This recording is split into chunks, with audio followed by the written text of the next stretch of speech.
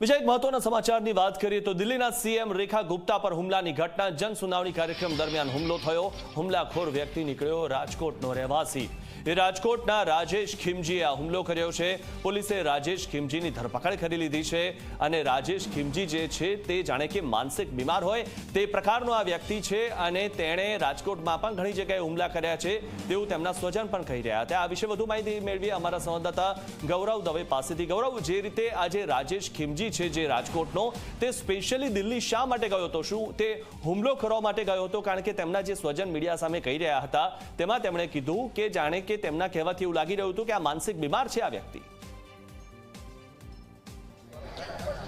ચોક્કસ જ મિથુન માનસિક બીમાર તો નહીં, પરંતુ એવું કહી શકાય કે તે પશુ પ્રેમી છે ને દિલ્હીની અંદર જે રીતના શ્વાન પકડવાની કામગીરી સરકાર દ્વારા કરવામાં આવી અને ત્યાર પછી જ્યારે આ તેમની સમાચાર છે તે સાંભળ્યા હતા અને ત્યાર પછી તે ઘરેથી ઉજ્જૈન જવા માટે નીકળી રહ્યો છે તે પ્રકારનું કહી અને તે ઘરેથી નીકળી ચૂક્યો હતો અને ત્યાર પછી આજે જ્યારે તેમના માતાને આ સમાચાર મળ્યા કે તેમને દિલ્હીના જે સીએમ છે તેમના પર તેમને હુમલો છે તે કર્યો છે।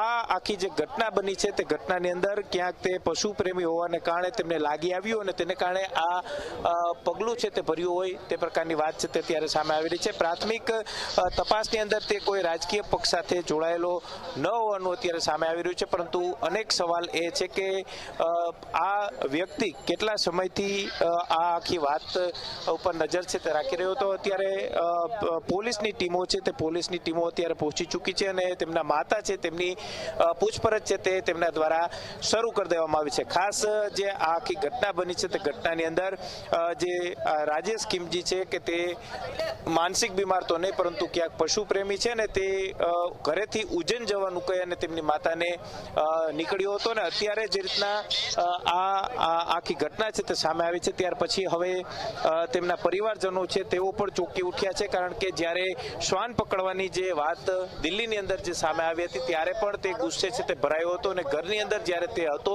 ત્યારે પણ તેમને બેડ ઉપર હાથ છે તે પછાડ્યા હતા અને આ પ્રકારે પશુઓને હેરાન છે તે કરવામાં આવે છે તેવી વાત તેમને કરી હતી અને ત્યાર પછી તે ઉજ્જૈનનું કહી અને દિલ્હી પહોંચ્યો હતો ને ત્યારે તેમને દિલ્હીના સીએમ ઉપર હુમલાની જે ઘટના જે સામે આવી છે ત્યારે હુમલાની ઘટનાને અંજામ છે તે તેમના દ્વારા આપવામાં આવ્યું છે। જી મિત્ર। જી ગૌરવ, આપ અમારી સાથે જોડાયેલા રહો, આગળ પણ આપની પાસેથી માહિતી મેળવીશું। ત્યારે આ જે વ્યક્તિ છે તે દિલ્હીમાં જે ઘટના બની હતી, શ્વાનને પકડવાની જે ઘટના હતી ને જે નિયમ બનાવવામાં આવ્યો હતો તેનાથી આક્રોશિત હતો। સૌથી મહત્વની વાત એ છે કે જે વ્યક્તિ પ્રાણી પ્રેમી હોઈ શકે તે હુમલો કેવી રીતે કરી શકે, તે હુમલાખોર કેવી રીતે હોઈ શકે? કારણ કે એક બાજુ તે પ્રાણી પ્રેમી છે, બીજી બાજુ આ રીતે જઈને દિલ્હીના સીએમ પર હુમલો કરી દે છે।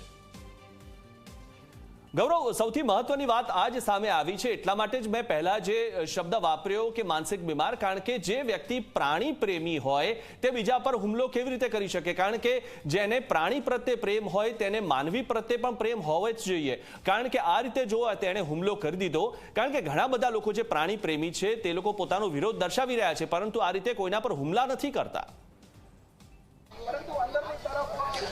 देखिए मिथुन, अभी हम उनके जो आवास है जो गोकुल पार्क सोसाइटी में आया हुआ है वहाँ पर हम पहुँचे हैं। उनकी माताजी सिर्फ घर पे है और उनकी माताजी का कहना ये है कि जो राजेश खीमजी है कि उनको प्राणियों से काफ़ी लगाव था।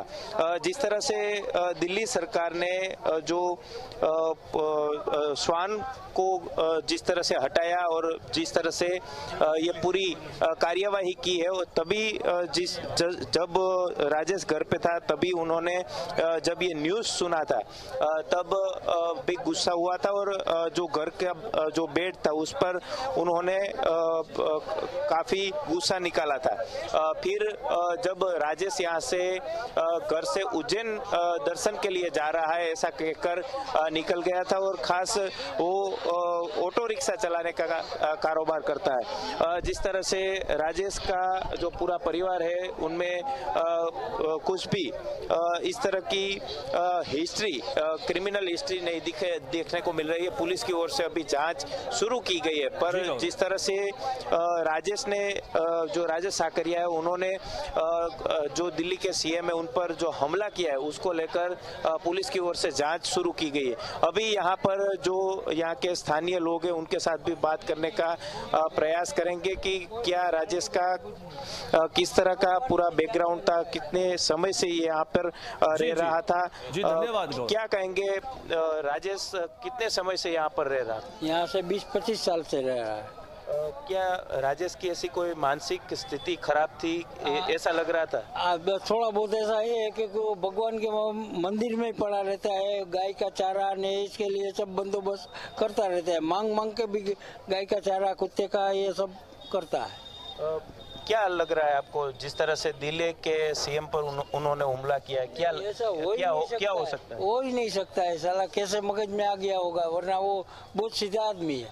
यहाँ हमको कोई दिक्कत नहीं है कभी भी, ऐसा आदमी है। તો જે રીતે આજે રાજેશ ખીમજી છે તે રાજકોટનો છે અને તેને પ્રાણીઓ પ્રત્યેનો પ્રેમ છે, પરંતુ પ્રાણીઓ પ્રત્યેનો પ્રેમ તેને હુમલાખોર બનવા તરફ લઈ ગયો।